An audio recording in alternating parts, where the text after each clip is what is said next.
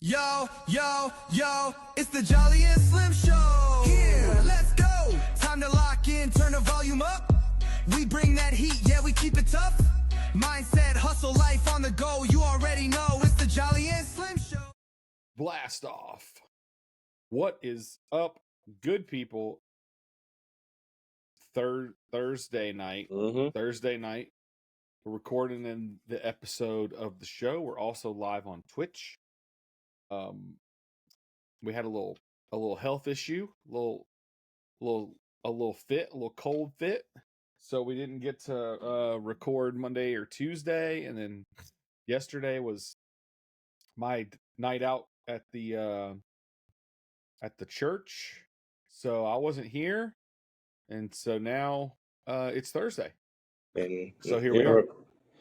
So yeah, I here we guess are. what happened last week was How's your week since the last? Besides being sick, everything was good. Trying to think about things that popped off in the Lee Friends world. I guess within the past week, it was the release of the Curry collab, correct? Is that right? Yep, we talked. Yep, that's been talked. We haven't talked about that yet on the show. Yeah. So that's been the thing. We talked about it outside of the show. Yeah, a little bit. I think the Curry collab is definitely super sticker time, boys. I think it's a good thing because that just opens the door for other athletes to get involved. Sure.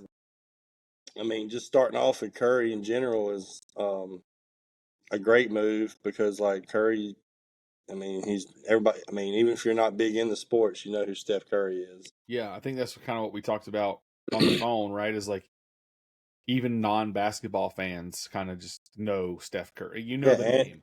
And I don't know if you know this, but do you know why his shoes are through Under Armour and not Nike? And yeah, because Nike wouldn't let him put the Bible verse on there. Yeah. He wanted the verse, and they wouldn't let him do it, and something. So he was like, and he wanted. Well, then I'll go somewhere else. Yeah. He wanted to be affordable. Yeah, that's always a good move that I like when people make is like, I want this to be something that, man, I told you I just kind of woke up from an unexpected nap. That isn't going to break the bank or whatever. And Shaq was kind of the same way, right? He's like, I'd rather sell them for $40 or whatever than, Well, speaking of Shaq, going along with you saying, like, I think I know that he's the president of Reebok now. Wow. I think, and AI is the maybe not of Reebok, but he's the president of something within Reebok, like about some division shoes. Inside of, yeah. And AI is vice president because if you go back in time, AI and Shaq were the two that were had deals with Reebok. Oh, yeah, big deals with Reebok. Yeah. Shaq says that because I watched the documentary on Netflix about it like a couple weeks ago. Shaq wants Reebok to be back on top. Like, he knows that taking that number one spot is going to be hard over Nike. Yeah. Because Reebok used to be like number two, I think. Yeah. It was like back in the day when Shaq was around, it was number two, and now it's fallen down. But he wants to get it back up in the top three. That's interesting. That's going to be, I think it would be hard. Shaq, do work. I guess you could get that third spot. I just think it would be hard to jump Adidas. Yeah. Adidas is a little more. I think completely randomly. This is like a interesting conversation, but it's fun to talk about stuff like that. Yeah. So I think Adidas being more of a soccer brand gives them an advantage because that's like the most played sport in the world. Yeah. You know what I mean? So the fact that they kind of have that hold on the soccer industry, I think gives them an advantage worldwide. Maybe even not if they stateside, but worldwide. Like, even if I feel like, and I could be wrong on this, but even you take away the United States, they would still be like number one in soccer and all that stuff, like in sales. So it's just gonna be hard. I think Reebok could get back to number three. Do you remember the Reebok pumps? Like, Yeah.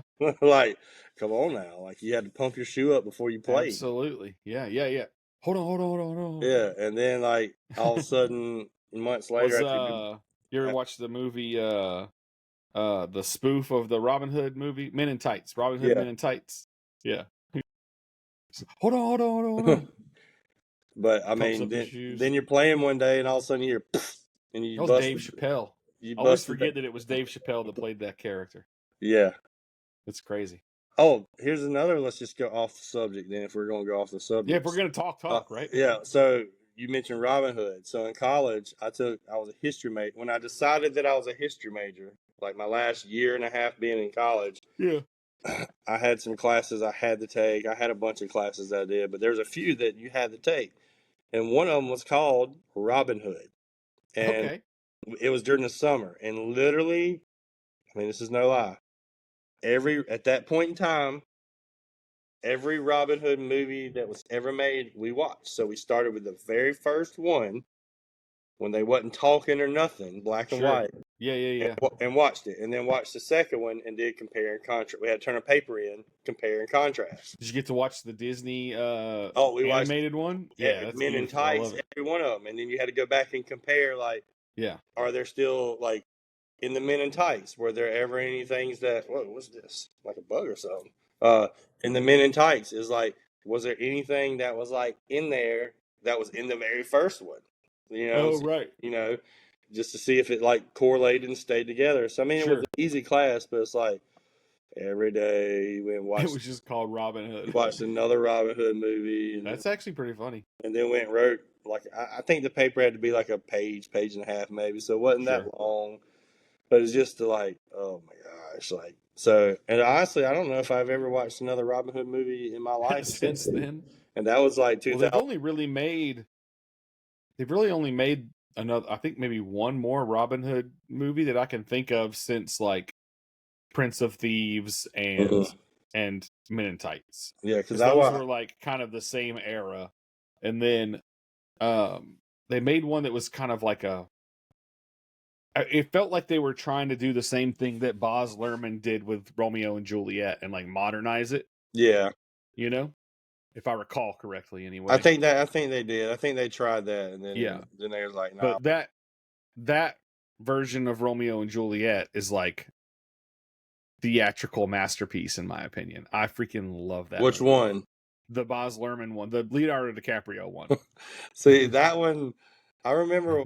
It's so good to me. First of all, like I didn't read the book growing up, like you were supposed to in class, but I knew the story. Sure. Because like I read parts of the book. You know, during those times in school when you're in high school when you got like the fire up under you and you're like, oh, I'm gonna be smart today. I'm actually gonna do something. I'm gonna read. That never happened to me. Yeah. I don't know what I had it like once a semester where I was like, oh, I better do actually pay attention. I'm gonna like clean my room and organize my desk and be studious for one day. I remember like I did that a few times where I read parts of the book throughout the whole time. I've never sat down and read the book from start to finish, but I read parts. Yeah. But that movie, it just threw me off. Without having read the play, that movie would not be very good. Like because it actually is word for word what William Shakespeare wrote. Yeah. It is the but with a modern backdrop. And I knew that. It's a little bit if you haven't actually done the study of what's happening and understand what's happening, then you know what I mean. I could see how it would be a little bit like, this isn't that great. Yeah, I mean, I knew that concept going into it, so I knew that that's what it was like. But it was just like, I don't know if I can do this. I don't. But yeah, I mean, I remember it won like a bunch of awards, I believe. Yeah, it was really good. But again, that's just not my forte. Not your thing, huh? The Nationals coming up, like it is. Like it's the third? It's less than a month away. Yeah, it's like today's the 3rd. Yeah, like because we leave on like the 27th or something like that, right? Or 20 or 30th, 31st, 30th or 31st, the 30th. 30th. So that's that Wednesday. Yeah, we are actually 1, 2, 3, 4. Yesterday was 4 weeks out. Now we didn't get 55 episodes like we were We did hoping and not. planning. We But did not. We did not. I think I haven't counted in a while, but we're pushing. We'll have I think 20 probably. we'll have 20 for sure. Yeah, I think this is maybe 17 or 18 right now. I Yeah, think. so we'll have 20 pretty much Because right before national, which I still think would be because 15 is live on. No, that's not. That's my personal account on YouTube. No, I just hit the wrong button again. View your channel. Yeah, episode 15 is live, and there's 2 episodes that haven't been posted. So this is episode 18. Yeah. So yeah. Welcome to episode 18, ladies and gentlemen. Oh, so we didn't even know that. So this is 18. So yeah, we'll get like 20, 22 essentially. Yeah. 20. Yeah. So I mean, yeah. So we won't do an episode next week, just so you know, because I'll be at summer camp. Okay. From Monday to Friday. So, and unless we wanted to do it on Friday, like on the weekend, but I'm probably going to be mostly dead when I get back. Yeah. We'll figure something out. That way. Plus, I know you're not supposed to talk. Biblically, I'm not supposed to talk about this, but I'm also fasting through the week of summer camp because I did it last year. So last year, I'll tell this fun story. Last year, we leave for camp Monday morning at like 3:00 in the morning, right? So I ate dinner Sunday night. I didn't eat anything Monday morning before we left because it was 3:00 in the morning. You know what I mean? So then we leave. My buddy that was going with me, he's carnivore. He hasn't had a fruit, a vegetable, a grain of sugar, you know what I mean? Anything in almost 6 years. All he's eaten is animal products in almost 6 years. So, yeah. And this guy is like when you look at him, like you're like, holy crap. Like he's like 50 years old and like looks, you know what I mean? Like yeah. The Liver King. Yeah. Not quite that weird, but yeah. Yeah, he's carnivore, like hasn't eaten anything but meat. Animal products, not just meat, in almost 6 years. So he wasn't going to eat that week anyway. He does long fasts and stuff for health reasons anyway. So he wasn't going to eat that week anyway because it was like, what am I going to eat? We're at camp. Like they're not going to serve food that I can eat. So yeah, you know. So like on the way down there, I was like, all right, well we like stopped for lunch. I was like, you know what? Like, I'm not going to get I'm not really hungry right now. So I'll just keep going. You know, I'm not going to get anything. And then we like stopped. When we got to the camp, it was like 3:00 in the afternoon, 2 or 3:00 in the afternoon or whatever. And then they served dinner that night. And I was like, I'm not really like, you know, whatever. So I just ended up fasting with him the whole week, which is crazy because I didn't go into it prepared. He went into it prepared. He knew he was going to be doing it. I had no idea that I was going to do it. I just showed up and was like, meh. So I did it. I made it all the way from, I ate on the way home that Friday night. Like we stopped to get food on the way home Friday evening and I ate then. So it was 120 hours essentially, 5 days. So this time we've been talking about it. Like we're going to do it, you know what I mean? So I know a little bit more about what's going on, so I'm going to do it again. But we're going to a closer campus of the camp this time. It's only like an hour and a half away. Last time it was like 9 hours. So we're leaving at like 10:00, 10:30 or something like that. So I'm going to eat breakfast Monday and then not eat again until we get back Friday. So it'll be a little bit different, but yeah. So I'll definitely need some recover time when I get back. Yeah, for sure. Because it's like, even if you're prepared for something like that, you're not really prepared for it. Yeah, that's not. I don't know. Look like freaking what's his name from the Three Stooges right now with my hair, dude. Is it what Mo? I think no, it's not Mo. I think it's because of the blur, but either way, so weird. Yeah. All right, anyway. So yeah, I mean, National's gonna be fun. I think National's gonna be. I think it's gonna be bigger than what we think it is. What we think it is. Like as far as like the community in V-France, like the National is the National, but I got a feeling like because this is like considered the VCon, Like this is like the big event that everybody is coming to. You know, there's going to be there's at least one that we know of, like a party set up for Event, yeah. a certain An night. additional event. And I feel like Yeah. there's going to be more as we get closer. But I think other stuff will pop up, huh? I just think it's cool because, like, we both were at Texas and we met people. Yeah. And like, A lot of just those people will be there. and just think about like, I guess, anyway. yeah, I think so. And just think about like, just us, and for instance, like the people who went to Texas up until now, like what other people have started working on together and things like that, and then get to the national and meet more people on top of everything. Like I just feel like it's going to be one of those, like it's just going to be a whirlwind. But like the national itself, like there's a whole lot more to the national than what Than like just the V friends, like just V friends. Yeah, like there's so much like like definitely, like I know I've mentioned going to the Jordan statue, like that's a bucket list thing for me. We're definitely doing that. Yeah, we got to do that. And then I mean, if we can work it out, because the schedule's not out yet because the All-Star break is right before the national. But they haven't got a schedule out to see if the Cubs play one of those good days, because I mean it'd be cool to go to a Cubs game. It would be cool to go to a game, yeah. Like that, because the Cubs stadium is one of the oldest stadiums in baseball. Yeah. And I've been to Boston, I've been to New York's, like the old stadium before they tore it down.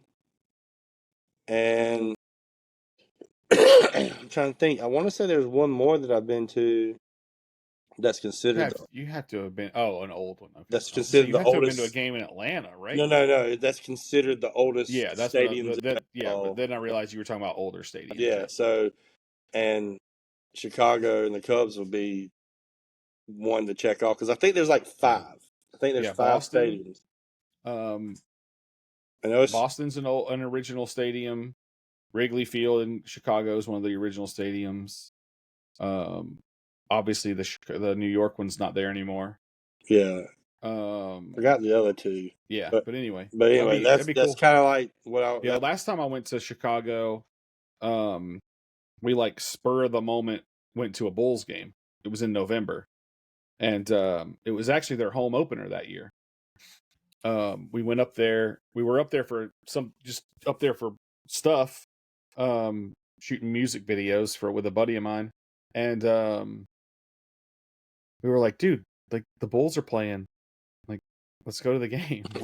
Why didn't we plan this ahead of time? I don't think so. We did. There won't be any if there's any basketball going on, it's gonna be like summer league stuff. Yeah. And things like that. But I don't care nothing about them people. Nah. But I mean, from what I'm understanding, I don't think the where the Jordan statue is, I think it's at the stadium. It's at the United Center. So I think that's like right around where we're going to be anyway, like a couple blocks. Yeah, it's downtown. Like I don't think it's too far. And then, but hopefully where we're at, like we all hear about the Chicago having the worst crime. It's like that's like known. So like hopefully we're not put in any situations like that. It's always like when you go to places like that, and that like that's kind of like a reputation. It's like something in the back of your head that you're always like worrying about when like you really don't need to be worrying about it. It's not, dude. We saw some weird stuff while we were there. We heard gunshots when we were like downtown. Yeah, like in the hood downtown. But I would feel like that's like normal. I hear gunshots from my house all the time. Yeah. So a little bit different, but I mean, I don't think it's like as bad as what sometimes it's made out to be. Like you can't even just walk down the street. You know what I'm saying? So according to ESPN, the Cubs are playing the Brewers in Milwaukee that Wednesday when we get there, but then they are off Thursday and they play Friday, Saturday, and Sunday the Orioles in Chicago. So just going off, they're playing the Orioles, and the Orioles got a good squad. Yeah, Cubs are better, but the Orioles are playing well right now for sure. Yeah. Well, the Orioles got Jackson Holiday.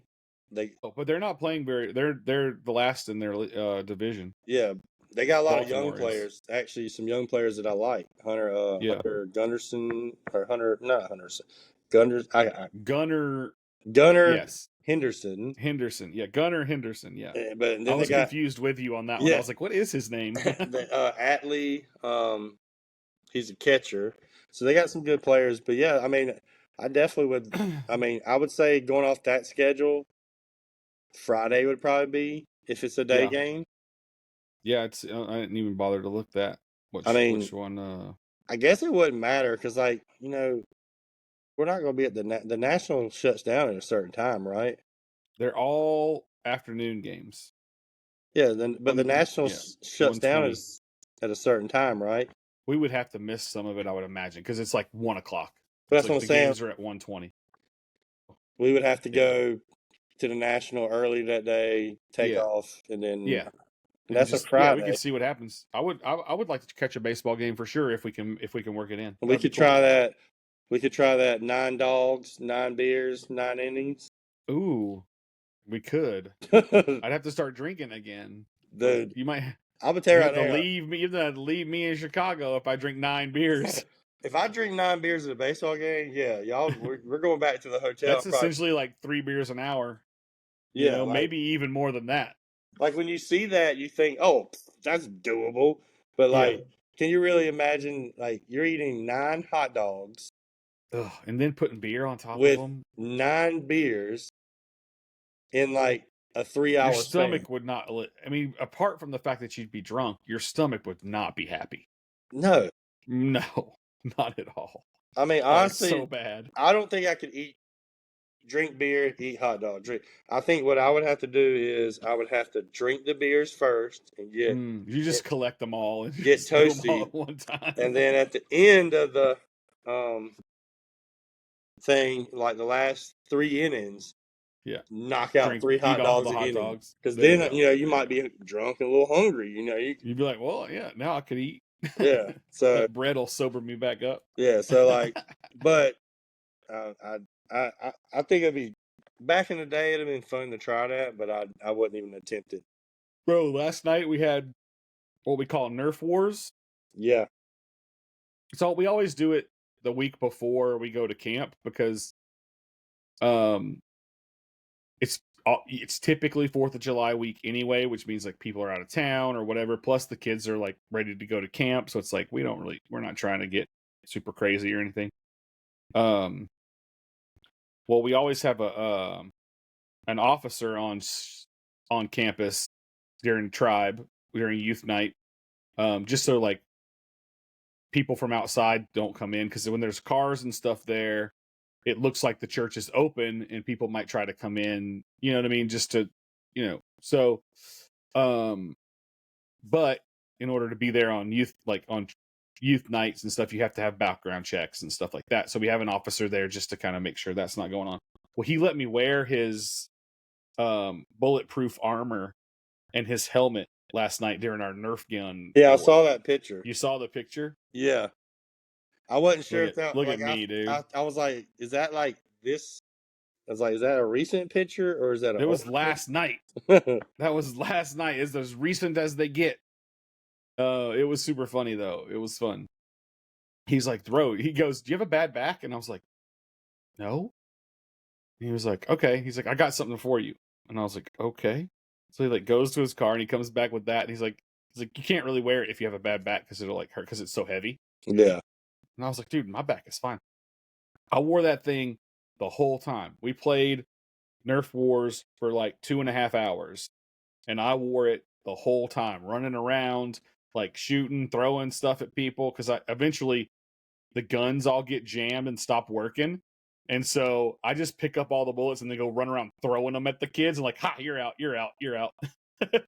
So, I mean, I was like, dude, that thing's 25 pounds, I think, plus the helmet. Bro, I was so sweaty and gross. I was about to say, I bet you were. I took it off, and there was just this square of sweat where it was. I handed it back to him, and I'm like, "Bro, I'm sorry." He's like, "It's fine. I don't ever wear it anyway." I was like, "All right." I was about to say, like, I'm surprised it's not not sore. part of their everyday wear. It's where if they have an active shooter situation, they have to put it on. They're supposed to put it on. They don't have to, but they're supposed to put it on. So it just sits in his truck or his car or whatever the whole time. But yeah, I was like, bro, your car might be stinking tomorrow if you leave it in there, because that thing was sweaty. It was funny. Yeah, We had a good time. It was fun. I bet you did. We used to do something like that when I was at the youth program. We would do some. They always wanted to play manhunt and things like. Oh yeah, we played manhunt a lot. Yeah. So we used to. It's funny, like, so we used to do our structure for youth night was we would basically just have like hangout time up until like time to start, and then there's always kids that are there an hour, 2 hours early, whatever. So we just play basketball, hang out, whatever, and then it's like time to start. So we would have our little countdown timer, just like we do big service, right, on Sunday. The countdown timer. Then we do worship, and then we play a game, which is like bring a couple kids on stage to play a game. And then we do a message. Then we have small groups, and then we have just kind of wind down time after with a game, usually like a community game. We play Manhunt or Ships and Sailors. You ever play Ships and Sailors? It's kind of like Simon Says. It's like kind of like Simon Says. You give them commands, and then what'd you say? Silent Sailor. Simon Says. It's called Ships and Sailors. So you give them commands that they have to do based on what you say. They have to do a different action based on what command it is, and then whoever does it last or messes it up is Do they out. say like something like the person talking has to say it a certain way, and they have to and then they like aye captain, something like that. We play a game like that at our school in the gym. It's called like Silent Soldier. Or no, okay. It's something along those lines. Is what you're talking about. So anyway, this is like we used to do that every night. It would be a game at the end for half an hour essentially, where like the kids would just all play a game together. And now they never want to play anything, so we just stopped doing it. We're just like, all right, well, like we're done with small groups, or you can keep doing small groups if your group is having a nice conversation or whatever. And then everybody just go play outside or whatever until time to go. Until your parents get here. Because they never want to play like the community game anymore. I guess they're too cool for that or whatever now. It gets they like got older. So I remember when we did that. I got like this fruit gnat or something just flying around, and I saw you keep swatting at it. I keep killing one, and then like another one pops back up, and I'm like, where are y'all coming from? I don't know where they're. I don't know where it's coming from. Piece of bad orange or something. No, that's the thing. I don't have that. And that's where I'm like, where this? That's where you're wrong. I don't have anything. I'm like, where'd this come from? But yeah, man. So I was thinking about this the other day. I was trying to write things down. Got a question. What's one thing from your childhood that if you like, it could be a food, like a snack, a candy, or a toy, or whatever that you wish that would come back that's not around now? Oh, something that disappeared. Yeah. Or I just maybe don't even know exists anymore, because there's some things like that you're like, oh, I wish that was still a thing, and then you find out it actually is. And you just haven't bought it in forever. Yeah. But what's something that I wish would come back that hasn't been around? That's a good question. Did you have something already that you had thought of since you knew the question already? Or no, because I'm trying to think of. I'm trying to think too. I do have, like, if you break it down in categories, like if you say like a candy or a snack, I have something off the top of my head. Not talking something that I know, and it's not around because I've done research. Yeah, interesting. But as far as like a toy or something, can I say like my grandma? No, I'm just kidding. My dad, like that would be weird. Yeah. No, man, that's tough, because like my favorite candy's pretty much always been Reese cups, so like that's still around, you know. Man, maybe like I would say I was actually talking about these today with somebody. I miss toy stores. Toys R Us, KB Toys. Yeah. Right? I miss those. I wish that GameStop would have never bought Babbage's. Did you guys have Babbage's? Mm-hmm. No, it was what GameStop bought to to basically become the big thing that it is now. Yeah. There was a video game store called Babbage's that was in malls and stuff. And GameStop bought them when they were years ago. I mean, this was 25 years ago. Maybe even longer than that. Yeah, I think the mall toy store, like KB Toys, Toys R Us, those kinds of things. It was just like something about like opening the Sunday paper and pulling the ad out for it and seeing what new toys were going to be available or new video game was coming out or whatever, and then like going and getting it, and you know what I mean? Yeah. And maybe it's just the mall in general, actually, because like even though they still exist, they don't really like they did when we were kids. Yeah, because like, you know, like going to the arcade. The arcade, you know? like when you went, when your mom and grandma and all them said, "Hey, we're going to the mall," like, yes, you were like, "I'm hitting the arcade up." Yeah, give me $5 and I'll be happy for hours. Like skee ball, I'm about to come take you down. Like, like Ghosts and Goblins. Did you ever play that game? Yeah, absolutely. Like, I'm coming for you. And so like the arcade was a good time. The old school mall setting, I guess you can say. That's right. That like, you know, like the Mall Rats mall. Yeah. Like it had a nice record store, you know, a record store in it. That, like before back when before was it FYE now or it was like we had something Camelot called record music. We had one called Record Seller, but it was like it wasn't a chain, it was just the one in in my town. Yeah. And then we had one of those too. We actually had two, and they were on opposite ends of the mall. One on the very other end, one on the other. So you had I think we might have had that. It made you walk the whole mall if you were going to stores, you know. Sure. So I'm sure that was. Yeah, we had a little place. There was a the mall that I'm talking about in this case still exists. It's called Silver Sands Outlet Mall, and it's one of the biggest outlet malls in the country. And it used to have a store called Music for Less, which was it was a chain, but you know, we didn't know that at the time. And then across the street from that, in a little plaza, was another music store, and I can't for the life of me think of the name of it. And I'll tell on myself a little bit. I used to steal CDs from Music for Less because I worked in the outlet mall, and I worked in, like, I think at the time maybe like Dockers or somewhere like that, and we had keys to the dressing room, right? And the keys to the dressing room, we would put the sensors that would go off when you tried to leave the store with something on them. So if you left with the key, it would go off and you would remember to leave it. So when it's so ridiculous. I don't know why I'm telling this story. I'm going to tell it anyway. It's great. When I would go to lunch, sometimes I would have the key in my pocket, and I would walk through the thing and it would go off, and I'm like, it's just me. I'm going to lunch. I'll be right back. Well, while I was at my lunch one day, I went into the record store, and when I went in, it went off. And a buddy of mine or whatever worked there, and he was like, you know, what the heck? And I was like, dude, it's my key from Dockers, you know, my bad. And so then eventually I was like, wait a second. If I walk in there with the key, it's going to go off when I walk out too. And so I would always buy something, right? So, but I would like steal ACD and buy ACD. You know what I mean? Yeah. And then like when I'd walk out, it'd be like, oh, my bad, it was my key again. You know what I mean? Or whatever. Like, dang, bro. You could get away with that back in the day. But yeah. I don't think you could get away with that now. Yeah. So we had a bunch of friends that worked at movie gallery. And they basically taught us how to steal movies from movie gallery.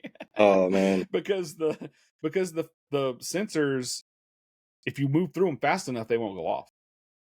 So you could walk with the cassette in your hand. Yeah, cassette, VHS tape in your hand, or DVDs at the time too, I guess. And if you like held your hand back as you walked through and then pulled your arm through really fast, it wouldn't go off. Right? If you tried to walk through, it would go off. But if you swung your arm through it super fast, it wouldn't go off. And so we just learned how to steal DVDs from movie gallery because of that. Man, that was, I mean, back in the day, like, that was like, high profile items, the DVDs and That's CDs. right. That's the whole. That started the Fast and the Furious franchise. Yeah, They were stealing TVs and DVD players in the first movie. That was the whole point of that movie. I remember riding around like with your CD book in your car, and like that was like your prized possession. If someone stole your CD book, like we fighting. Oh, and it happened to me. Yeah. Oh my gosh, bro. Talk about the worst, man. Especially when you have like you've put in some time getting some of these CDs, and you had them all organized how you wanted them, and it was. I mean, there was obviously like, dude, how much money did I just lose? Right, that was a big thing. But then it was just like all the time I spent, like, because you'd get a new CD and it needed to go with that band or whatever. So you had to move everything to put it where it needed to be. And oh my! Did you have yours with the CD books behind the CD? Yeah, of course. Yeah, you keep the book. I don't know why, but we did. Like you ever? I guess it was just to be able to tell what it was. Yeah, so like I mean, halftime you probably never even read the books. Like you may. Sometimes you would if they had lyrics. Yeah, because you wanted to see what the words were. Like yeah, but if they didn't have the lyrics written down in them, they were pretty much worthless. Yeah, I mean, so wild. Good times. Yeah, I remember. I'm not sure. Like, if the AI clips out that thing about the stealing the CDs, maybe don't post it. Yeah. But yeah, like as far as an item or something that I would bring. Oh, your camera's bleeping at me a little bit. Mine or yours? Well, it's it's showing on your end, but mine's not going to show. Oh, so I don't know. I'm assuming it's on your end. Yeah, as far as like, I can't be positive. An item that I would like to bring back, as far as like toy or something. I don't think I would. It wouldn't be like an actual item. I think it would be a time frame for me. Okay, like that younger time frame when you were just the pre-internet world. No internet, just playing video games in your room. Game Genie, having to blow the games out, like, that's right. Like those type of, like, some of those times, like, we're trying to hide that Mortal Kombat game from your parents so they don't actually see how violent it is. Oh, the blood. Like, that time frame, playing Tony Hawk until your eyes are about to pop out of your head because they're so dry. Like, that's true. Like that whole like aura or time frame, that's I guess what I'd miss. But I mean, that's just your childhood. That's just that. But like as far as a candy now, I'm big on this, and I've actually done some research. You were ready on this one, yeah. Yeah. Starburst Twizzlers. All right. Okay. Now they were the same. They were a Twizzler, and there was a yellow. They just had the Starburst flavors. Starburst flavors. So they had a pink one, a red one. All the flavors, yellow, and like they legitly tasted like Starburst, but they were Twizzlers. Like there was nothing. Yeah, they had the texture of a Twizzler. Yeah, there was nothing special about them. They didn't have like stuff on the inside. It was a legit Starburst Twizzler. And like, dude, they sold those for years, and I would eat. I would go buy packs. I have packs and packs and eat them, and then they just stopped one day. And like you said, sometimes they still make things. Because if you go to Amazon, you just don't know about it. If you go to Amazon and search some of the stuff up, they still make it. And so I went and searched it up. You've checked, huh? Yeah, they can't. Actually, years ago, someone actually started a petition to bring it back. That's fair. And I actually signed the petition when I found it. I was like, I'm gonna sign it. Of course. But I guess it wasn't enough to bring it back. And I don't know why, because Starburst not Starburst, Twizzlers has tried to like do a lot of mashups and things with a lot of different stuff now. And it's not really, for me, it's always about the Starburst Twizzlers, and Twizzlers can't do anything to touch that. Like, I don't care. Every time they come out with something new, You sound like an underwater robot right now. Really? What about now? Nope. I can hear you better now, but yeah, your camera's a little choppy, but I think it'll fix some of it on the But like anything that they've come out with doesn't even touch it. Like, I'll try it just to see if they can get close to doing it. But nothing's happened. And like I don't know why they didn't go back and say, let's try this again. Even though I don't see how it was a bad experience even back then. Like I don't know how. So like with how they try new flavors and mashups with all these different candies now, like I feel like this would be a perfect matchup to bring back.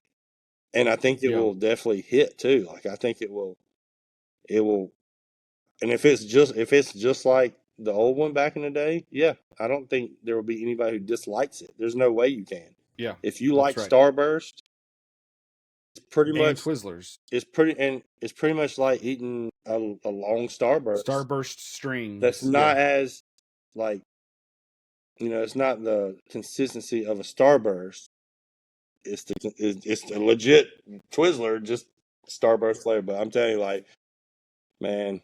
But now the other thing that I didn't know that they had back for a while until a couple of years ago, and then I looked it up, was the blue raspberry blow pops. Because I used to sell those in 6th grade at school. That and hot weenies. Because we had like a wholesale store across the street from my middle school, and we would literally go there and buy like the big box that they would put in a store, of the blow pops, and then then a thing of Lance hot weenies, and then come back and sell them for like 50 cents a hot weenie or something like that. Right. And dude, we would just rack up and like. There's a kid that does TikToks and reels and stuff. He pops up on my feed every once in a while, and he gives out free game just like that. He's like at Sam's or Costco or whatever, and he's like, I buy this box of potato chips, and it's like a multi-pack flavor or whatever for $15.97 or something, and I sell each bag for $1, and there's 24 bags, so I make $8.30, you know what I mean, or whatever. And he does that with all kinds of different products. Like, if you've ever been to professional sports games, which you have, there's always kids in the parking lot after the game selling water. Oh, yeah. You know what I mean? And they're selling water for like $1 a bottle or whatever, but they're selling a $5 case of water with 24 bottles, $1 a piece. Well, I got an idea, and there's a guy around here that does this, but he only does it for like youth baseball. But he goes to AAU tournaments, and he sticks with baseball, and he brings like blaster boxes of cards, packs of cards, and he sets up a table selling cards. Maybe in the not. Parking lot. And because if you're at AAU tournaments, you may play a game at 8 o'clock in the morning. Might be 5 hours before you play You're again. done at 9:30, 10 o'clock. You don't play again until 4 o'clock, but you can't go nowhere, so your team's just hanging around. You got kids running around. Mommy, will you buy me this back of cards? Here, get a box just so you can shut up. Shut up. Yeah. That's true. And I've thought about doing that, but that's a big investment. Like, because I could go to AU basketball tournaments and set up and sell basketball cards. And I wouldn't do baseball because, like, I'm not big in the baseball like that to really go stand in a field all day. Like, if I'm going to do something, I want to be able to watch it and enjoy it. So I would go to, like, some of the football, the Pop Warner, and then, like, I've thought about that. So, like, that's still an option. And I'm sure someone's done it already too. But, like, instead of a food truck, a card truck where you actually have a mobile card shop. Yeah. That's a good idea. I like that. I always wanted to build a mobile screen printing shop and like print shirts on site. I've printed shirts on site at events before. Mm-hmm. But it would be really cool to like build a shop inside of like a shuttle bus, and just drive up to the event and be able to print and do stuff right there on the spot. That'd be really cool. We have a food truck that comes to our school called Woodfire Pizza. They've been on like the Ellen show. They've been on some big shows. Yeah. They have one of those like wood fire like ovens. Yeah. In the actual the truck. Dude. Yeah. And they come. We have a wood fired. I don't think it's called wood fire pizza, but it's like the same. It's got a wood oven pizza truck. Yeah. That's local to here too. And they're good. They got this honey pie. It's like pepperoni with hot honey drizzled on it. Dude, it's something about pepperoni and hot honey is just so good. It's banging. And it's like, it's that like like thin pizza that's like, brick oven Yeah. pizza type thing. Isn't Yeah. it, dude? It's but you about to make me have to go to the store. yeah. Then on the other side, I'm We like, gotta hurry dude, this thing up. I'm like, dude, it's probably hot in that little thing. Like, For sure. like it's like For sure. I've worked in kitchens and stuff beside ovens. Like, I'm like, dude, in that little thing, I bet you it's because you're stuck in a freaking bedroom essentially. Like, and it's the size of a pop-up camper. You know what I'm saying? And it's like, I don't know. With a freaking 500-degree oven. Oh yeah, like just just like chilling. And like, we have 80 to 100 teachers, so they come regularly, and like we have to put it in our. Wow, you got a lot of big school, huh? We have now when I say 80 to 100, that's like teachers, full faculty, administrative, like everybody. Yeah, that's like all janitorial, like assist kitchen employees, the kindergarten assistants and stuff like that. So that's true. That's probably true for our schools too. And we have to put in our order ahead of time, and then we go out there and get it, and like it's good. I'm kind of a little frustrated though, because we just got an email from our superintendent that said all teachers are getting $1,000 raise on top of their like yearly, their normal yearly 3%, yeah, or whatever. And I'm like, oh, that's great and all, but it's only for certified teachers, so like that doesn't include me. It doesn't include like a couple people on my team. And I mean, there's a lot of people at our school that like people like me that are struggling. We work the after school program. Everybody that works that after school program is somebody that works there that don't get paid enough that has to work this program. Right. They work the after school program because they have to. And we're all working like 10, 11, 12 hours a day. And, most of them, have husbands and stuff. And I'm sure they still struggling even with the two. Sure. I'm like, two incomes, and I'm sitting here by myself, and like, I'm just like, man, I do the same as those teachers do, except for having, parent teacher conferences and stuff. And I know there's a little bit more. They have meetings and stuff, but you know what? Like, I'll go to these meetings. like the ones that really need that raise didn't get the raise. And it's like, come on. Like, I get it. Y'all were going to give a raise and y'all had to pick. Okay, well, we're going to give our teachers a raise because they done their thing. What is the difference? Like, what qualifies someone as like a teacher versus being a certified, having your. Well, I know, but what does that mean? Just having your license. You actually have a teacher's license.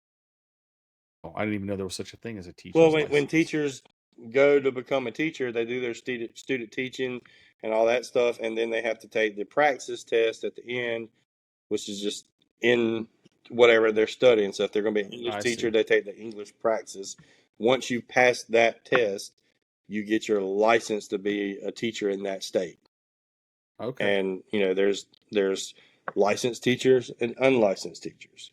And that sounds like too much bureaucracy to teach kids. It's basically saying, even though we do the same things, like, can you teach people or not? Yeah, it's like, hey, since you have this little piece of paper that says you paid this college this much and you went there and you owe them money now, but if you have this, we can pay you more. Yeah.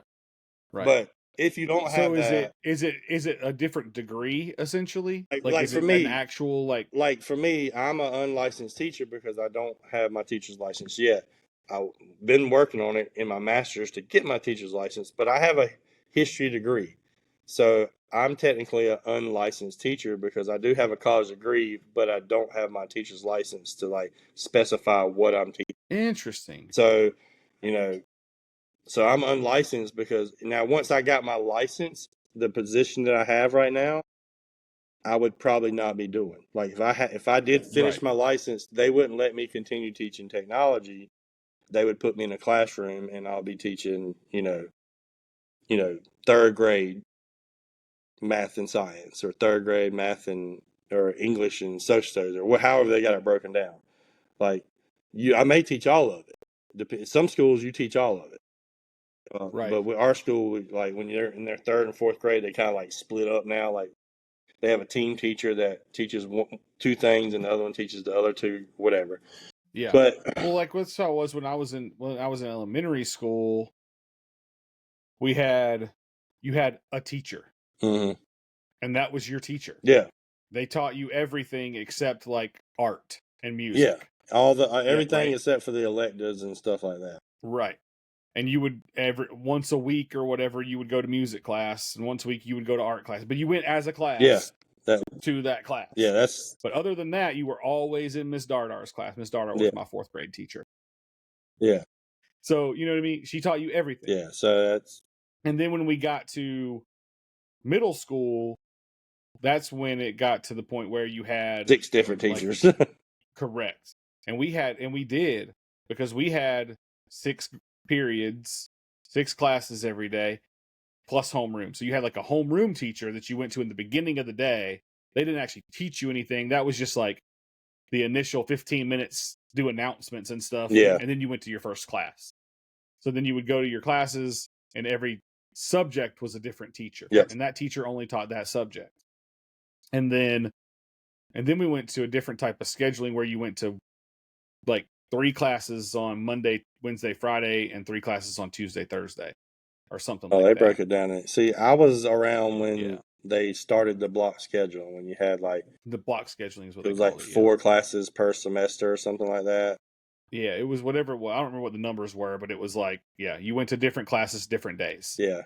And I would always forget what day I was supposed to be in what class. Yeah. So I was like, what's happening right now? So, yeah, I mean, it's that piece of paper that says this, because like there's some teachers, I'm not even going to speak for myself. There's some people who are not certified teachers or licensed teachers that are great teachers that do way more than some people that actually have a degree and have their license. And like, it's just a shame, because in the school system, it's not built around like how well you do your job.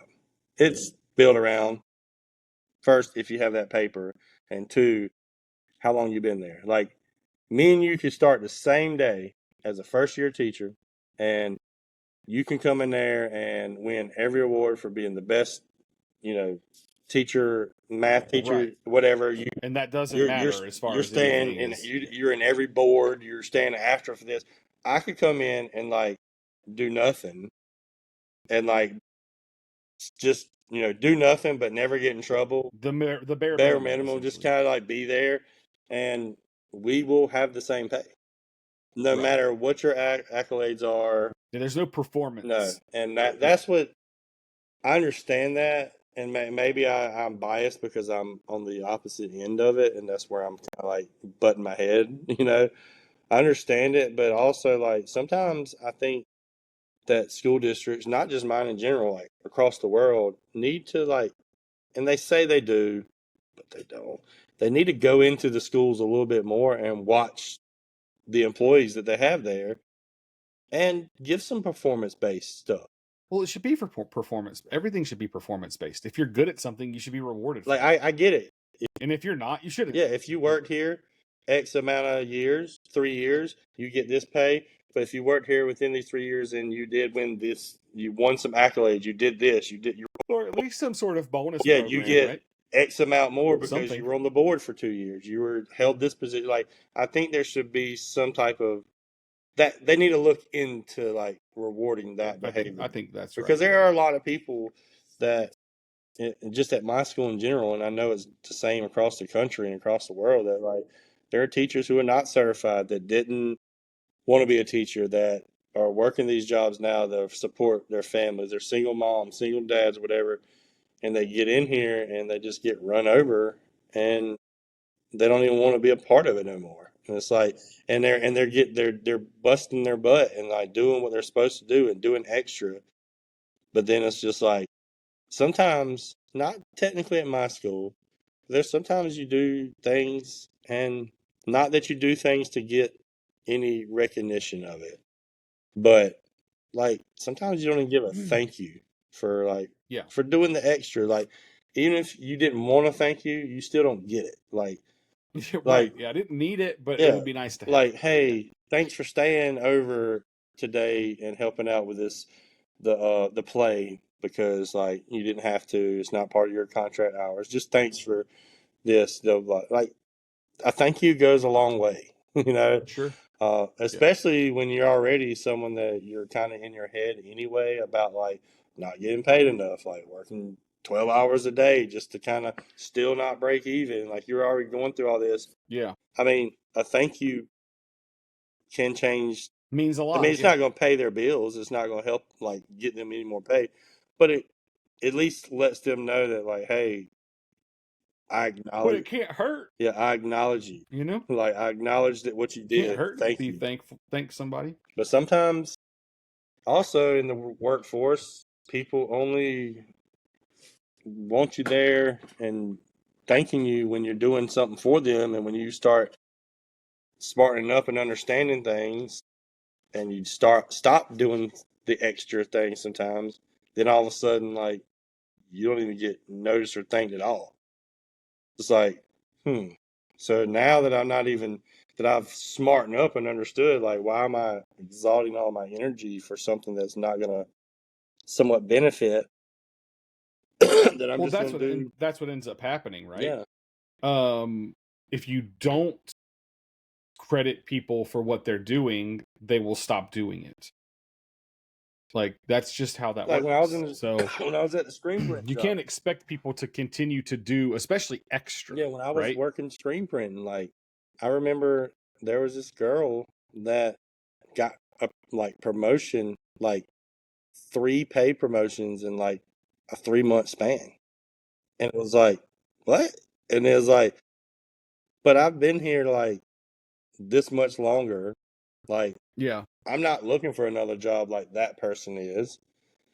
And it's just, and that's kind of like when you start seeing all that stuff as an employee, you're like, well, I'm not even going to work that hard anymore now. I'm not going that's to do right. this 200-piece job that you just gave me that you expect me to finish in the next hour, because I'm that good when you're not paying me that good. Like you're not Right. paying me to make me think that I'm that good, but you need me to stay over but how about pay the people that you just paid all this money, extra money in to do these big things, because like that's the whole reason behind it, right? And Right. I mean, Yeah. but sometimes that's not how the world works, and No. that's real hard. I'm gonna be real. That's hard for me to. I'm not gonna say grasp. It's just hard for me to put in reality in my own brain, because like it's just because you do see people out there working hard, doing the right things their whole life, like following what you're supposed to do, like, and then like sometimes those people are the ones who like get the shaft. Like you can see somebody out there being a total jerk and just being a bad person, but I guarantee you, like they ain't worried about their bills. They have a great job. They're getting paid a lot Right. of money. Like now, are they happy? Probably not. Is their family Maybe life not. Right. happy? Probably not.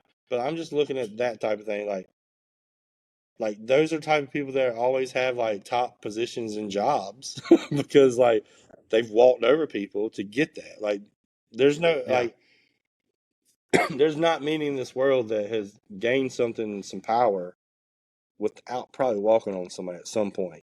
Now Sure. there are people.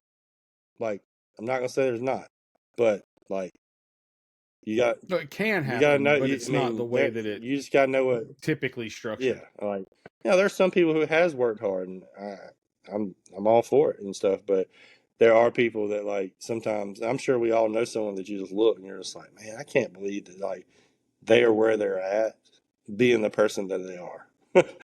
It's like, and then like then sometimes you think you're like, well, I was I too nice back in the day? Did I not say things when I should have? Like, did I keep my mouth shut? Did I not Right. complain and just push through?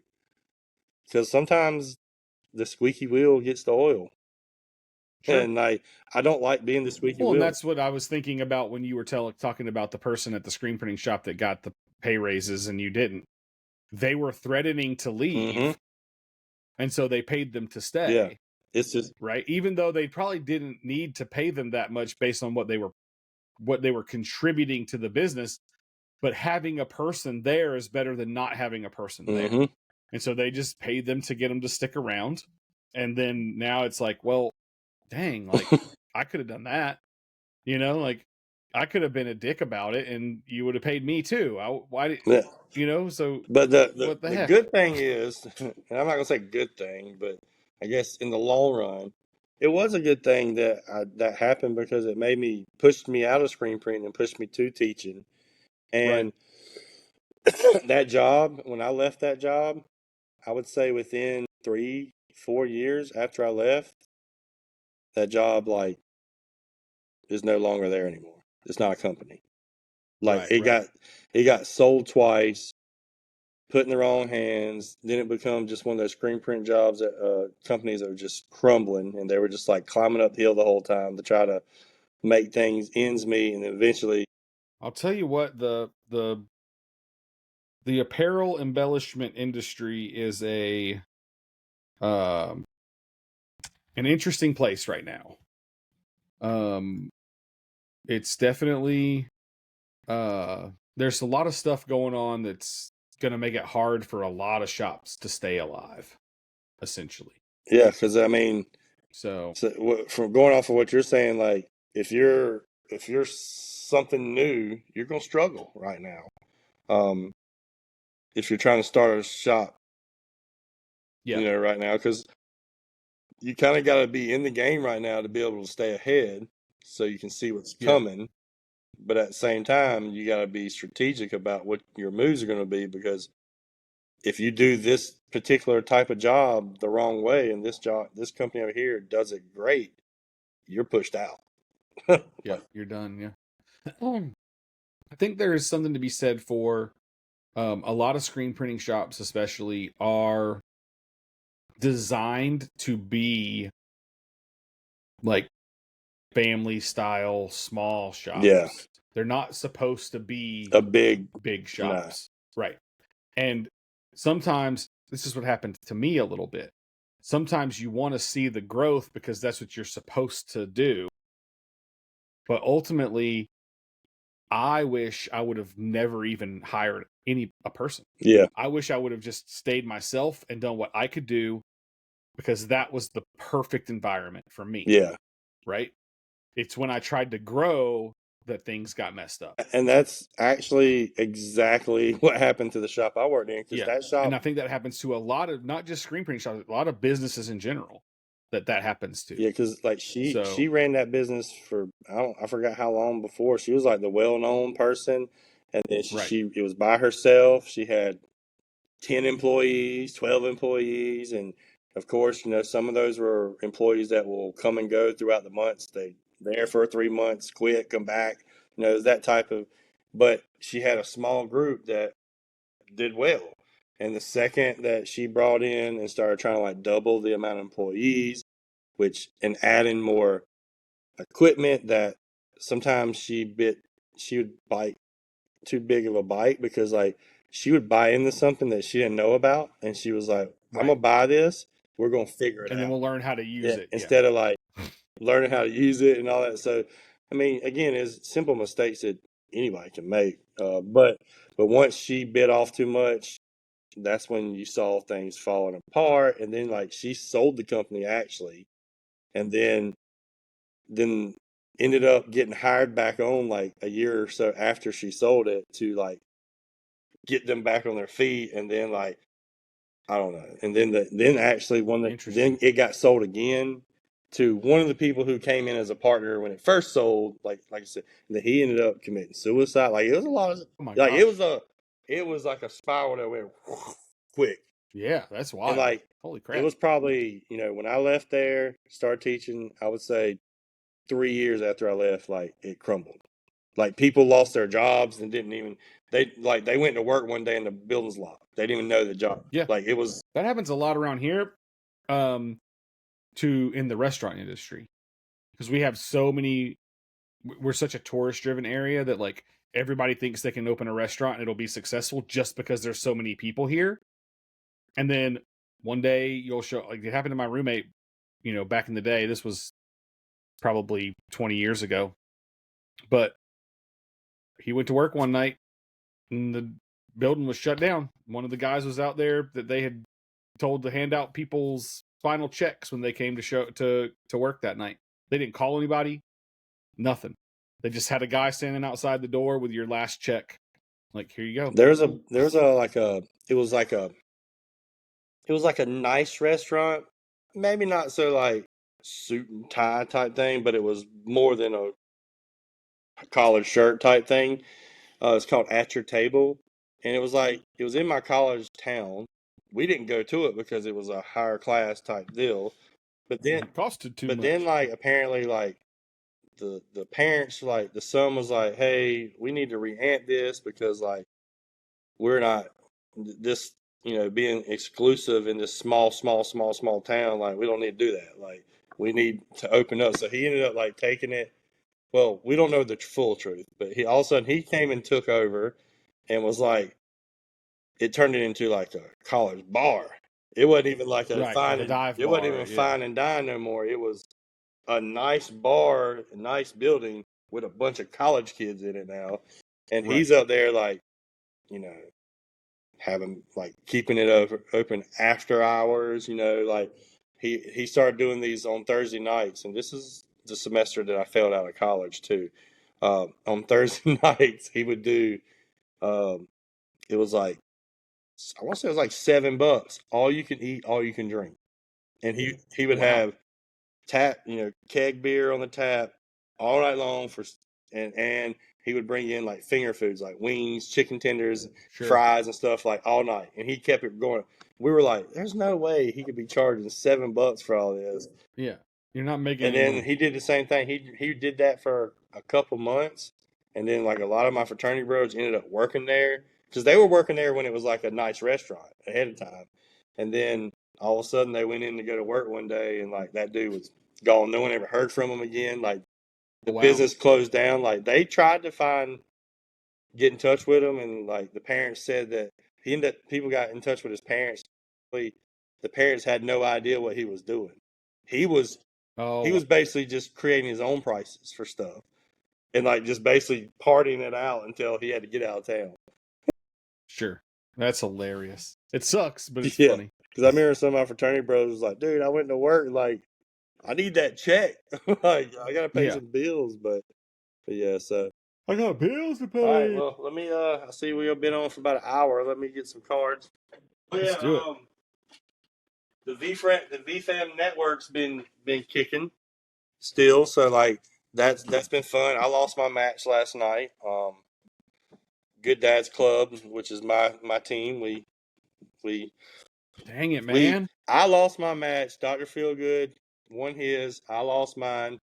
And then MP was against Bicep, and it was a battle last night. And it went because if there's 3 matches in your team against another team, and the way it works is you have one match against one player against another, next player against another. If one team wins those 2 rounds, basically that third round is a 1 match game. But if you split, that third round goes to a best of 3. Gotcha. So it went to a best of 3. Bicep and MP went. I think Bicep won the first one. Yeah, and then MP. That second match was like down, and I think Bicep. Did they go to? No, they went to the third. They won 1-1, and then Bicep won the third. So they went to 3. But it's definitely it's fun with the low score. Yeah. It's a different strategy. I do feel like it's something. Mojo Mouse. That's the perfect Persian cat. You have that Mojo Mouse, you're about to rock somebody, dude. It's It's I've gotten Mojo a few times. When you see that mouse come out, it's over, dude. That's right.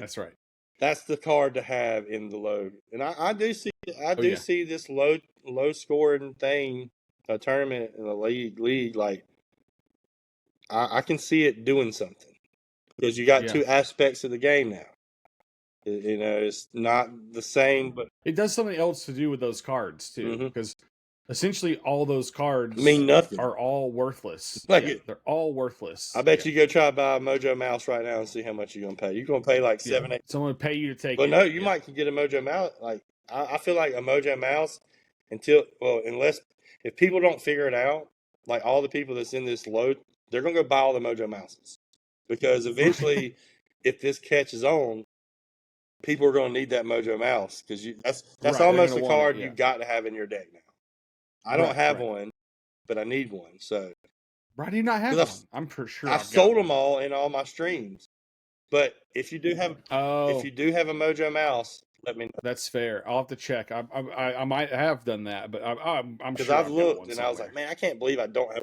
I'll sell it to you for $10. Well, I do have a Mojo Mouse. It's in my core set, so technically I could use it Oh, you have one in your collection. You just don't have in my one in your deck. deck. I don't have an extra one because Yeah, I don't I want to gotcha. take it out of my core set because then now, you know. Yeah, you got to remember to put Yeah, it back. Well, just make your deck out of your core set, and then yes, I could. yeah, and then it just always goes back where it belongs. But anyway, All right. yeah. So I don't know how That's many I have here. I'd say one out. I don't know either. One out. Let's do 8. 8.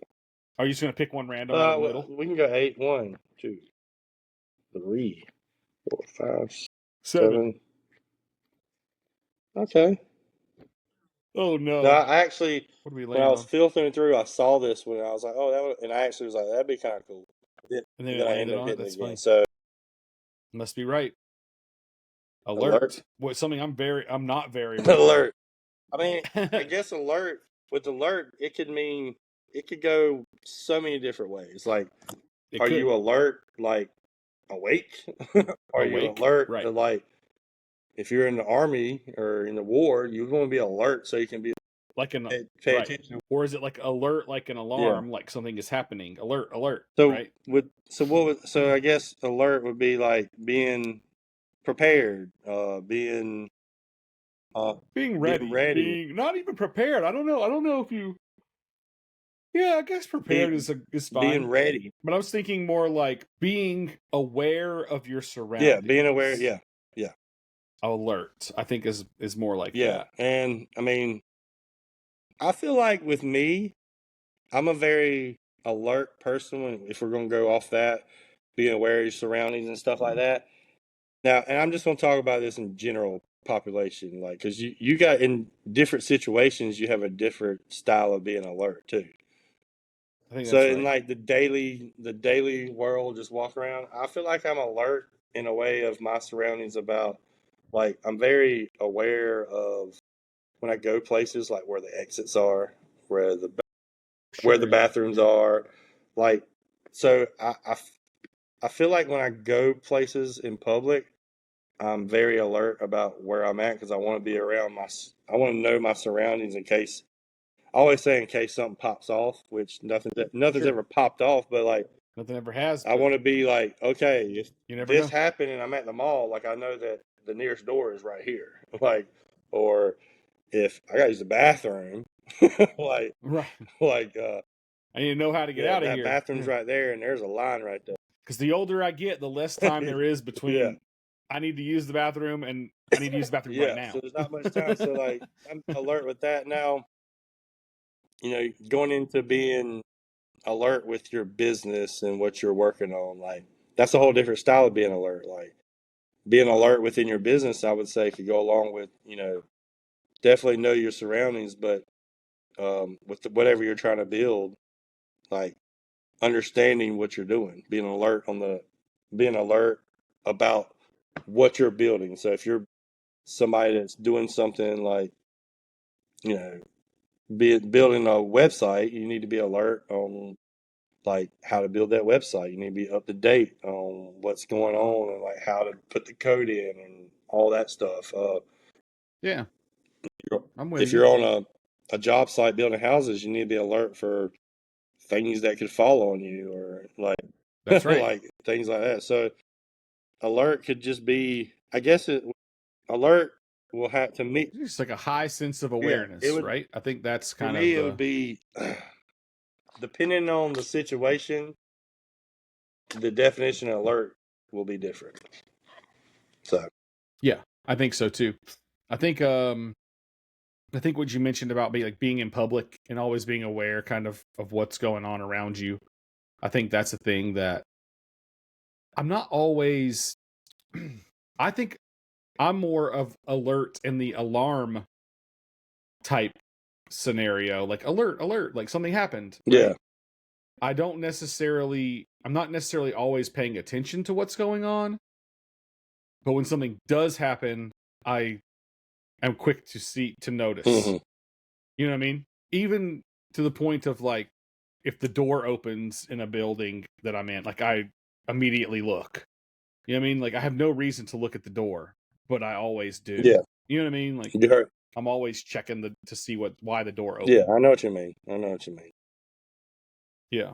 And, So I think mine's more a little bit of that type of being alert. and I'm very alert. Like at night when like you hear your fire extinguisher finally go beep, beep. Dude, I'm alert. The smoke alarm going off. I'm awake. up. And guess what? I'm not going back to sleep, and I'm not laying down until I can get that beeping sound to stop. Yeah. I can actually sleep through it. I can't. Now it wakes me up, but I can go back to sleep. But I mean, obviously, like best practices are to change the battery. I can't go back to sleep. I will sit there and lay there and know that in a couple seconds it's about to beep again. You're waiting for the beep. I have anxiety. You're beeping in your head. I have anxiety about that next beep. And then I'm like, okay, I can sleep through it. And then like 8 beats later, I'm like, and then like I get up. Usually it happens in the middle of the night. And yeah, why does the smoke alarm never run out of batteries during the day? Don't know, but it has to be midnight. It's never before midnight. I know this is not safe, and I still have 2 in my house that are one's in my bedroom and one's in my son's bedroom.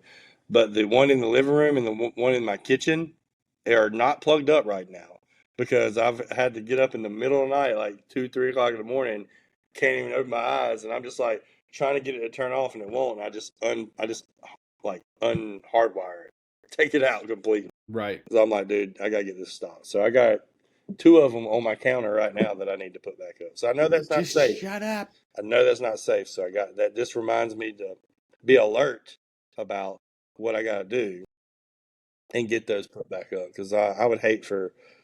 But I remember when they changed my fire batteries because they came and changed them not too long ago. Like they must have changed the sensitivity on them because I literally could be in my kitchen and just open my air fryer and no smoke come out or nothing. There's heat that comes out of it. That's it. And literally my one in the living room would go off. And I'm like, all I did was open my air fryer. Like it's not smoking. There's nothing burning. So, yeah. So like, yeah, alert would be just aware of whatever you got going on in your life at that moment. Be around you're in the woods. You gotta be more alert. You got snakes. You got animals. Cliffs, boulders, things that can fall out of trees. Yeah. So like you do have to be more alert. Yeah, being outside, you have to be alert. Yeah. Well, here's a good thing. Like I'm going to summer camp next week, right? Like I have to be on alert the whole time. Oh yeah. Of like these kids are under my supervision for. There's 8 kids in my room, 8 guys. Are they teenagers? In the 16, 17-year-olds. So I've got to be alert. Yeah, because I'm gonna tell you right now, scenarios where these kids don't get along or something. And what's really weird is that the way that this camp is set up, because I've never been to this one, but I've heard about how their cabins are set up, is there's essentially 2 cabins connected by a bathroom. So 2 cabins share the same bathroom, right? So the way it typically works is you would have 2 leaders, 1 in each cabin, and then, 5 boys in this one and 5 boys in this one or whatever. However many it fits. I think it fits 5. It fits 6 total, so it's a leader plus 5, I think. But I'm the only leader in mine. So it's like, how do I keep track of these boys in the other room? Well, how am I supposed to even? Also, you have another group in another room that's not gonna have an adult with them. then technically there's not going to be an adult in there. Like there is, because I'm in the building, but it's technically not in the same room. Oh, so you have to go out your room to go in their room. I have to go through the bathroom or out the door. Oh, but you do have a bathroom. They're connected by a Okay, so bathroom. that's not- It's like Jack and Jill bedrooms. It's Essentially, not as bad.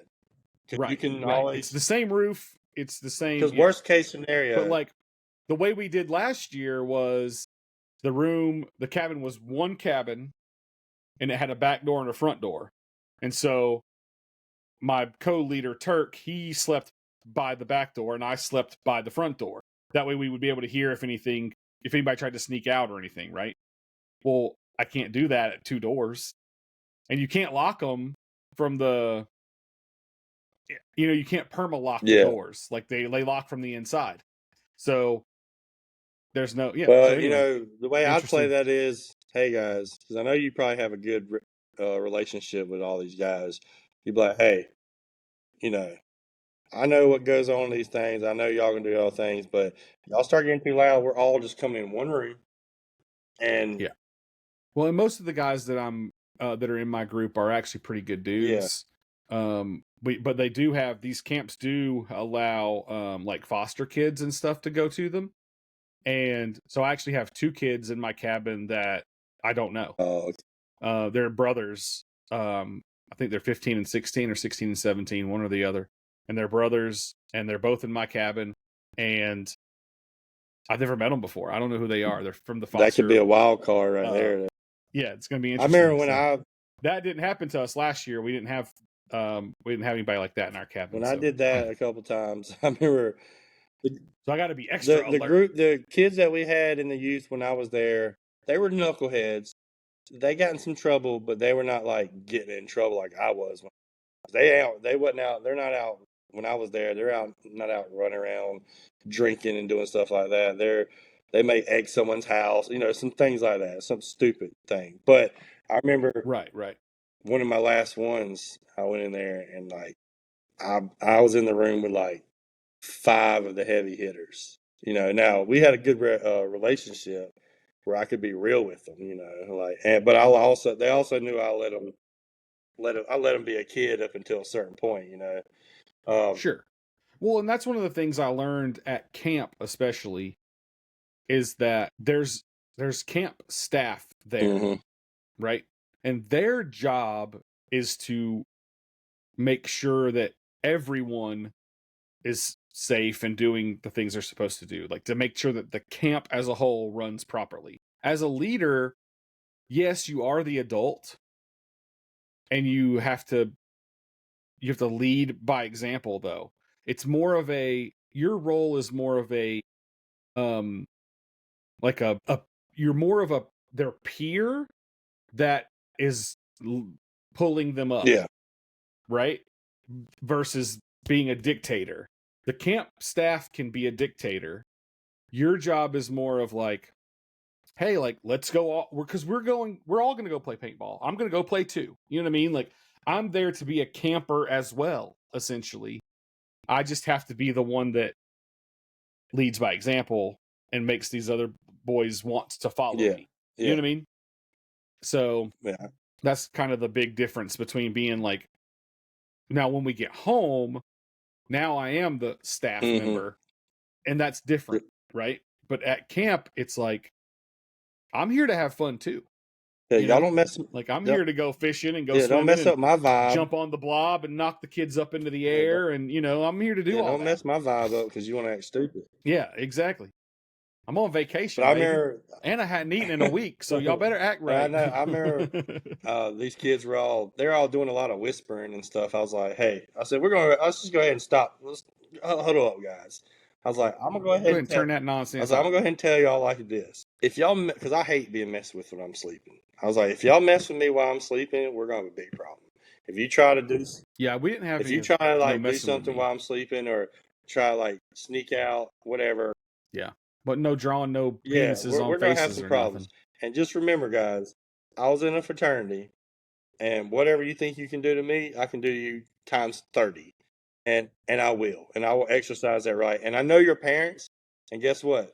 They probably will allow me to do it. So right. So It was funny last year. The first night we got there, the first night you get there, all the kids are all hyped and they don't want to sleep at all.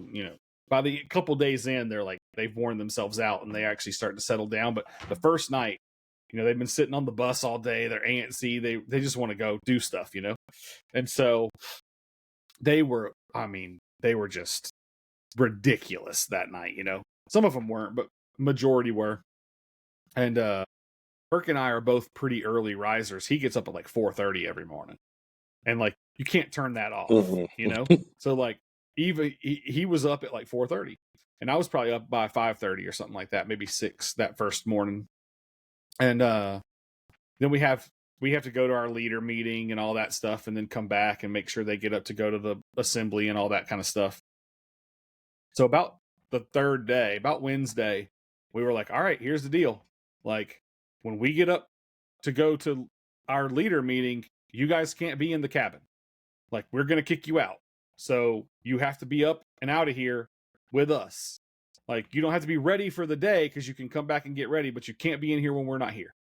So it was like, now you got to go to sleep a little earlier because you're going to get woken up. And then the last couple days we were there, well, as soon as both of us were awake, we just started waking them up. Turn the lights on, wake them all up. Like 5:30 in the morning. It's like, all right, drill sergeant time. You know what I mean? Like, get up, boys. It's time to go. If you're gonna keep us up, we're gonna wake you up. Yeah, there was only one guy that I had to like watch because he was trying to sneak out and be with this other girl in our youth program too. And it's funny. It's funny because guess what? They are actually married now and just had their first child like a couple months ago. That's cool. So like I was there breaking them up from trying to like sneak out of youth programs. Right, making them not have that child too like early. They were trying to go. I was like, because his name was Buddy, and I was on buddy duty. So every time I went somewhere, I was in charge of Buddy, because I guess the youth pastor knew that like, because he was a youth pastor that like he's like 30-something years old. He still has never drank alcohol. Like he's oh wow, yeah. He was like in high school. I'm sure he was like by the book. So like, there's a lot of things he's never experienced. Me, on the other hand, I've experienced a lot of different things. Been there, done that. So I was kind of like that guy that like, hey, these kids that try like maybe doing this, I need you to like really. You were more alert than him. I need you to watch these guys because like you're not. I'm not. He's not going to be able to tell that like this guy's plotting to sneak out at 3 a.m. He doesn't know. He doesn't see the signs. Like I'm sitting there watching him like, I know what you're doing. Oh, I saw you tape that door locked where you can't lock it. Right. And he's like, it was like freezing in the winter too. He was like, hey, can I sleep out on the deck? I was like, no. Like, are you like, you're not gonna play me like this? Like, I'll let you get away with some stuff, but like, at this point, because we are here to have fun. At this point, you're like, so like we can have fun, but we can't be. We're gonna have fun because now you've like got this like Tom and Jerry where I'm trying to catch you now. Like I'm gonna catch you doing it. Yeah, and I will. Yeah. I'm gonna catch you doing it, and that's just the way it's gonna be. But yeah, it was funny because like I actually was in the room because Buddy came to the school because his wife, the girl, she actually is a teacher at my school now. So awesome. Like she's a second grade teacher. So small town he came up because I saw his mom up in the school one day, and I was like, "What you doing here?" She's like, "Buddy's about to propose." I was like, "What?" And I was like, "Oh, okay." So like, I actually like somehow tagged along with this whole proposal because like I guess I didn't have a class or something about to happen, or maybe I did. I don't know. But somehow I just got involved in this proposal now. I was like, oh, well, if he's proposing, I'm being in the room too. So like a couple of teachers that knew about it and his mom like went into this room, like hid in the back. All the kids like were standing up front and like he was behind them. And like the girl like got called to the office or something because they knew what was happening. So then when she walked back in the room, he like popped, the kids like stepped out of the way and he was like on his knee. But I was actually in the room when he proposed. That's cool. Like I was like, you know what? I kind of was there like in the beginning because he was like he always was chasing her and she always like she went to church in our town, but they didn't live in our town. So Oh, she went okay. to school 20 Different minutes school, away. yeah. So he didn't go to school with her. So like you could tell he always had a crush on her, but she always had a boyfriend too. Like she would come to youth with a boyfriend. So he was like you know, Dang, man, I'm gonna have to beat this and then kid he up. finally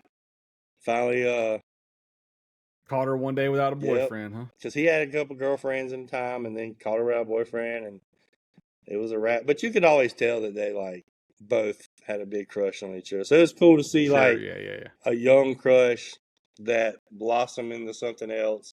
That now they're married, having just their Yeah, it's first cool. kid. Like so, Yeah. it's and I mean he's a good person. I mean he's a good kid. I mean I say good kid, but he's like you know he's freaking. I don't even know how old he is. He's like close to 30 probably now, or getting no, not close to Right? 30. What am I thinking about? He's in his 20s, mid 20s, late 20s. He's out. I mean, but it's just cool because he was a kid that was like because me and him had a lot of one on ones because he was a kid that was like wasn't a bad kid, but he was on that line Right. He had a where potential to be a bad kid, huh? if he got with the like he was got into some trouble, but it was just normal boy mischief, teenage trouble. But if he would have got with the wrong crowd that were doing some really wrong things, he could have easily went that way. And so like he was one that in the beginning that like I kind of bonded with kind of quick and kind of like Yeah. watched and I have a couple kind guys of like like that too. and honestly I haven't talked to him in a while, but it's when I was separated when he was one of the only few people from my church that actually called me and checked Yeah. on me to see how I was doing. Now, That's cool. I don't know if like it was kind of odd because he called me out of nowhere. It was like, "Hey, I want to check on you," and I always felt like, in a way, he was like He might have been checking he on you. was yeah because Like not checking on you, but like he checking was on you. friends with my Right. stepdaughters. Like he was a little bit older than Okay. them, but he like would come to the house and hang out with them because they were in youth together. They were just friends, and like he was somebody I trusted at the house, you know, to be there when I wasn't there. Like, and he was a little older, so like if Buddy was there, we would leave them there while we need to go to the store or something. Like we trusted him Right. like that, and the girls wasn't too much younger than him anyway, but like so like I was always like thinking like was he really checking on me or was he like doing some recon for them, you know? Right. That's what I But I meant. Yeah. tried not to look at it like that either because I was like, well, maybe not, man. Maybe he really was checking on me because, like, you know, because I did take an interest in him, you know, when because it was when his mom started dating again, and she ended up starting Right. dating a guy that actually was at the church that was a big prominent member in the church. So he like couldn't handle his mom actually having like, you know, a new Mm, relationship that was like right. A new relationship. that Yeah. was out there, I guess you can say, because it wasn't like it was a secret. Like Yeah. you knew that they were dating. So he struggled in the beginning about it, and the guy that she married, that she's still married to now, he's a good person. So I had to like talk to him like, hey man, he's like, I know it sucks. You don't want to see your mom with another dude, but Right. but he's actually a good dude. Like so, like it could Yeah. be way worse. You could have some Can always jerk be bag over worse. there that you just want to fight. Yeah. I threatened to kill my stepdad multiple Oh, my times. mom, So it's not, he would never be a stepdad. He's actually a year older than me. my mom dated a guy for a little while when she was in North Carolina that was a year or two Yeah, younger he than me. was a year older So than me. write that And down. I Yeah. struggled with that in the beginning. Like Yeah. they're not married, but they've been together for like 20 something years now. So and they'll never get Right. married. I mean, I'm 40, so he's 45. My mom's 65 or Yeah. 64. Right. Like, but that was something that took me a minute to get a hold of, and I still would never like. I don't have anything against him now. Like, you know, in the Sure. beginning, I was just being a young kid that was dumb, you know. But I threatened to fight him one time. Like, we had a plot. Like, I was gonna come down and catch him in the morning. Like, it was a whole ordeal. Like, Right. an ordeal that I was creating. I wasn't. It was just I think that I think that something's telling us to quit because I'm starting to hear myself through your camera. Oh, you are? Yeah, like I'm hearing my echo. It's weird. Well, maybe it is. Well, now it's not doing it Well, anymore. you know, but it's probably about time anyway. yeah. So anyway, yeah, was that was a fun. good one. Definitely. Moving forward, I do like. I know that I've Been Kind has reached out. Craig Rides Yeah. have reached out. Dr. I think Feelgood. Feel Good maybe. In Fuego.